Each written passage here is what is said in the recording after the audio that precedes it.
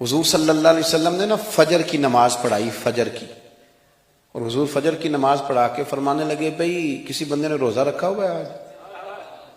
حضرت عمر کہتے ہیں رات کو میرا ارادہ تھا رکھوں، پر سویرے پھر میں نے گرا دیا، نہیں رکھا۔ حضور نے دوسری دفعہ پوچھا بھئی کسی نے روزہ رکھا ہے؟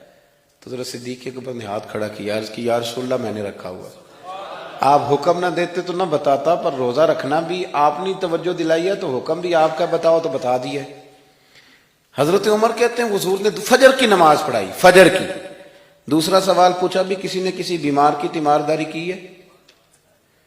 تو حضرت عمر کہتے ہیں میں نے فٹافٹ عرض کی یا رسول اللہ ابھی تو نماز فجر پڑھی ہے، تو اب گھر جائیں گے تو تیمارداری کریں گے نا۔ تو حضور نے فرمایا عمر تو ذرا ٹھہر جانا، جلدی نہ کر، ٹھہر نہ، ذرا رک تو صحیح۔ تو حضرت عمر فاروق رضی اللہ تعالیٰ عنہ فرماتے ہیں میں چپ کر گیا، حضور نے فرمایا بتاؤ بھی کسی نے تیمارداری کی ہے؟ تو صدیق اکبر نے ہاتھ کھڑا کیا، عرض کی یا رسول اللہ عبد الرحمن بن عوف رضی اللہ تعالیٰ عنہ 2-3 دن سے نماز پڑھنے نہیں آ رہے تھے، رات میں نے پتہ کرایا تو پتہ چلا بیمار ہیں، اور حضور مجھے یہ بھی پتہ ہے وہ میرا یار ہے، مجھے پتہ ہے رات کو جلدی سوچا پر تہجد میں ضرور اٹھتا ہے، تو حضور میں بھی ذرا فجر کا وقت جلدی اٹھا ہوں تو فجر میں آنے سے پہلے عبد الرحمن ابن عوف کی تیمارداری کر کے آیا ہوں۔ حضرت عمر کہتے ہیں میں نا ہلکا ہلکا ڈھیلا پڑ گیا۔ حضور نے تیسرا سوال پوچھا، فرمایا کسی نے کسی مسکین کو کھانا کھلایا؟ کھانا کھلایا کسی مسکین کو؟ حضرت سیدنا عمر فاروق کہتے ہیں میں نے پھر عرض کی، میں نے کہا یا رسول اللہ ابھی تو فجر پڑی ہے، گھر جائیں گے کوئی چیز لیں گے تو کھانا کھلائیں گے، تو حضور پھر مسکرائے، فرمایا عمر تو ذرا ٹھہر نہیں جاتا، ذرا ٹھہر نہ، ذرا نظارہ تو کرنا، گویا یہ شان صدیق اکبر کا جلسہ ہو رہا، ٹھہرنا۔ حضور نے پھر پوچھا بھی کسی نے کسی مسکین کو کھانا کھلایا ہے؟ تو حضرت عمر کہتے ہیں لوگ سارے دائیں بائیں دیکھ رہے تھے اور میں چپ کے ابو بکر کو دیکھ رہا تھا، کہ مجھے پتا تھا کہ بولنا اسی نہیں ہے، اور دل میرا کر رہا تھا کہ کہہ دوں دیو جناب جواب، دل میرا کر رہا تھا۔ وہ سمجھ گئے تھے کہ سونا راضی کن کاموں میں ہو، بس یہ نقطہ انہوں نے پا لیا تھا۔ حضور نے فرمایا بتاؤ کسی مسکین کو روٹی کھلائی ہے؟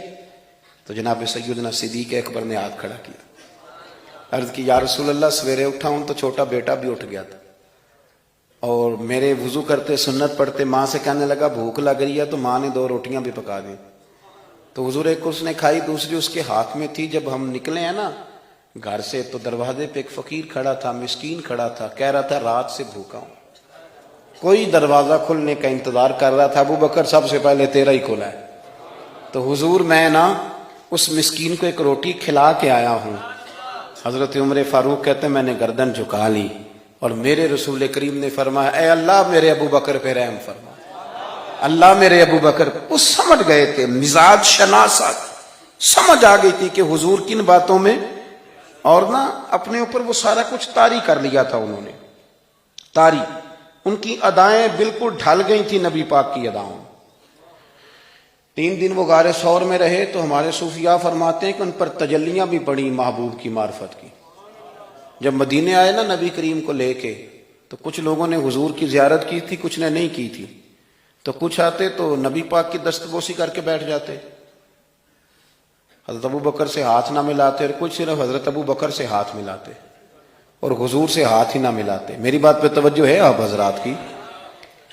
تو کچھ لوگوں کو نا شبہ ہونے لگا، وہ معاذ اللہ سمجھنے لگے کہ شاید یہی اللہ کے رسول ہے۔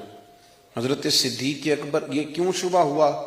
تو ہمارے محدثین فرماتے ہیں کہ ابو بکر صدیق بولتے بھی اس طرح تھے جو میرے نبی پاک کا طریقہ، بیٹھتے بھی اس طرح تھے جو رسول پاک کا طریقہ۔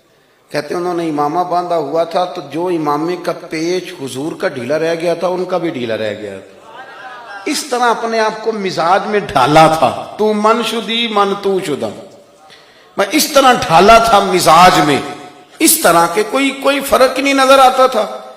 وہ کہتے ہیں جب حضرت ابو بکر صدیق نے دیکھا نا کہ لوگوں کو تو شک ہو رہا ہے، کوئی میرے ساتھ ہاتھ ملا کے بیٹھ جاتے، تو حضرت صدیق اکبر نے کہا کوئی ایسا کام کرنا چاہیے کہ پتہ چلے آقا کون ہے غلام کون ہے۔ اٹھے، کندھوں پہ چادر تھی، وہ اتار کے نہ تو حضور پہ سایہ کر دیا، لوگوں کو پتہ چل گیا کہ سایہ کرنے والا کوئی غلام ہے، اور جس پر سایہ کیا جا رہا ہے وہ آقا ہے۔ کیا خوبصورت نقطہ لکھا ہے مفسرین نے شارحین فرماتے ہیں تھوڑی دیر کے لیے، تھوڑی دیر کے لیے، تھوڑی دیر کے لیے حضرت ابوبکر صدیق نے حضور کے سر انور پر اپنی چادر کا سایہ کیا تھا۔ اللہ کے رسول نے احسان کا بدلہ یہ دیا، نیکی کا بدلہ یہ دیا کہ قیامت تک ان کی قبر پر اپنے گنبد کا سایہ فرما دیا، قیامت تک گنبد کا سایہ کر دیا ان کے مزار پر انور۔